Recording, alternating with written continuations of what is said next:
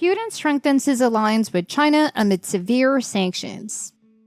Russian President Vladimir Putin strengthened his alliance with China amid severe sanctions implemented against Russian interests by the European Union and the US. These sanctions are primarily meant to weaken Russia and lessen its ability to continue the conflict in Ukraine. However, military relations and economic ties between China and Russia have grown stronger and are probably one of the primary reasons Putin decided to meet with Jinping. The goal of the meeting is not only to solidify their bond, but also to expand their partnership even further.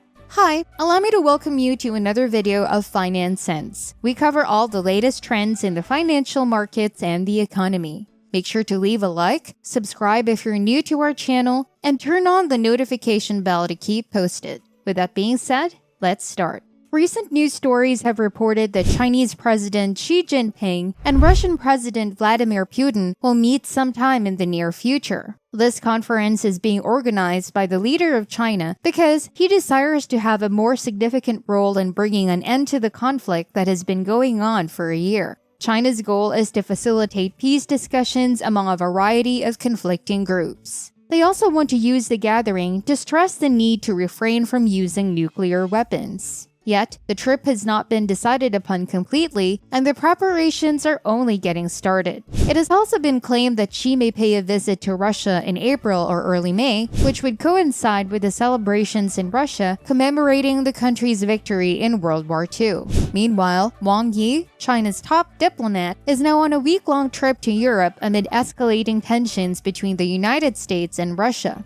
On his Europe visit, Wang is advocating for a negotiation to put an end to the conflict in Ukraine, which began 1 year ago when Russian soldiers invaded the country. Xi and Putin had a meeting in China the year before the Beijing Winter Olympics, and at that meeting, they vowed that there would be no restrictions placed on their partnership or constraints established on their capacity for collaboration.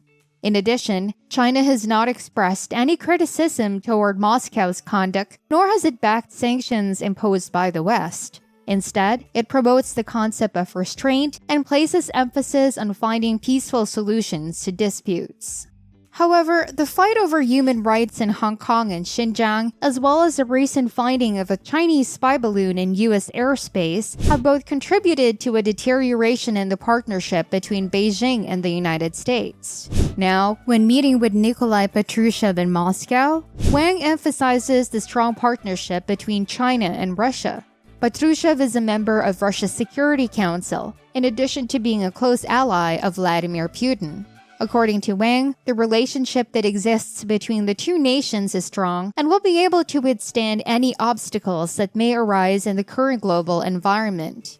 In addition, these remarks are being aired on Russian state television with an interpreter speaking in Russian.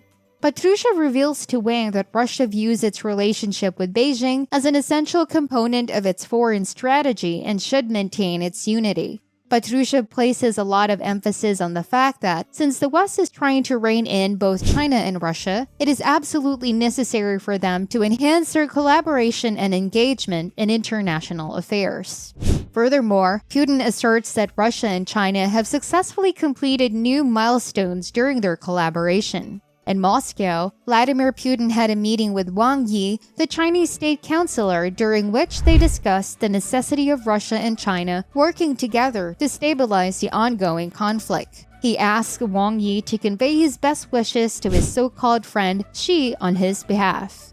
Putin has revealed that Russia and China are working together to achieve new milestones and are seeking to increase bilateral trade to $200 billion sooner than their target date of 2024. As per Wang, the current state of the globe is complicated, but China and Russia have a solid partnership that is capable of withstanding challenges.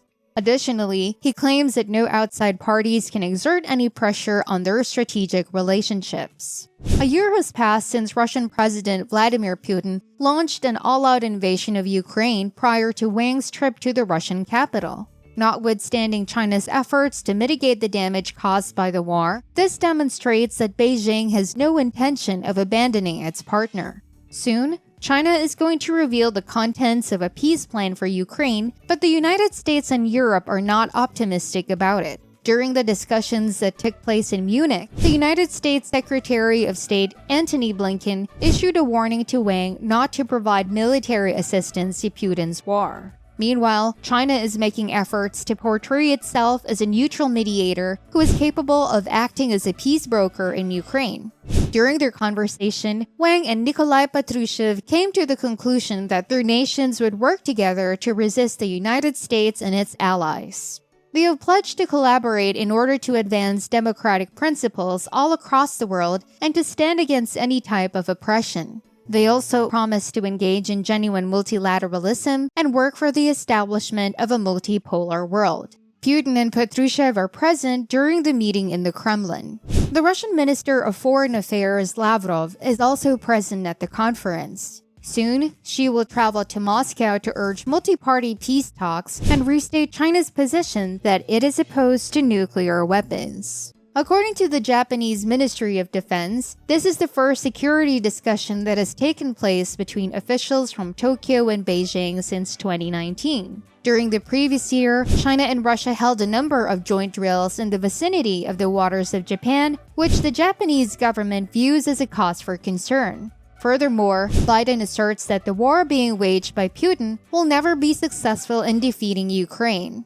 On a recent trip to Poland to mark the anniversary of the military conflict in Ukraine, US President Biden met with several NATO leaders coming from Eastern Europe. During his speech, Biden refuted Russian President Vladimir Putin's claim, saying that he could not prevail in the ongoing war in Ukraine.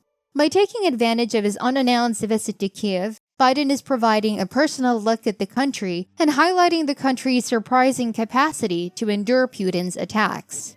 Recently, Biden traveled to Warsaw in addition to being in Kiev. He addressed a crowd of 30,000 people gathered in front of the royal palace, waving flags for the US, Poland, and Ukraine. He asserted that Kiev is not just powerful and proud, but also tall and, most importantly, free. However, Biden had to make his speech behind bulletproof glass. According to Biden, the war in Ukraine has an effect on the freedom of democracies all over the world.